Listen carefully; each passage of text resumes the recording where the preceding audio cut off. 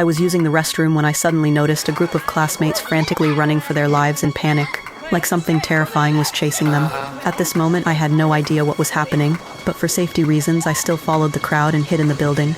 As more and more students rushed in, an ominous feeling instantly arose, but I had no idea what was happening outside, until I heard gunshots from outside. Only then did I realize there was a shooting incident outside.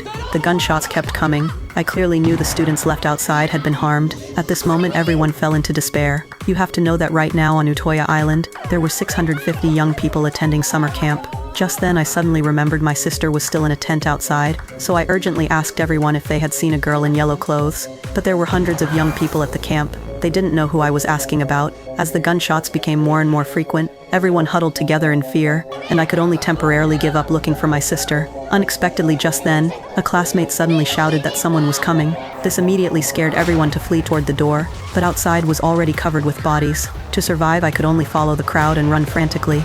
Then I found an injured female classmate on the ground. Being kind-hearted, I helped her up and ran toward the forest.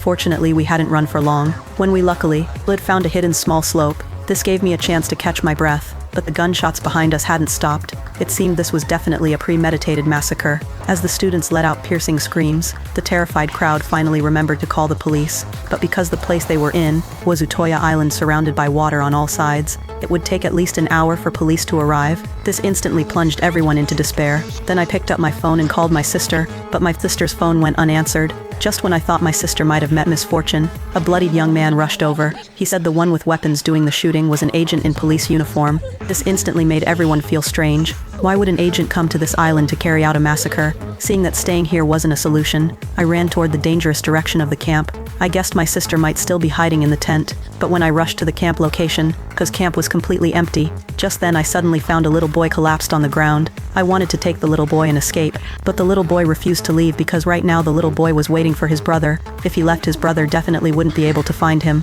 Hearing this, I had to tell the little boy this place was dangerous. I told him to take off his conspicuous yellow jacket and run into the forest. Who knew the little boy didn't listen to me? Seeing this place wasn't safe to stay, I finally rushed into my sister's tent, but there was no sign of my sister in the tent.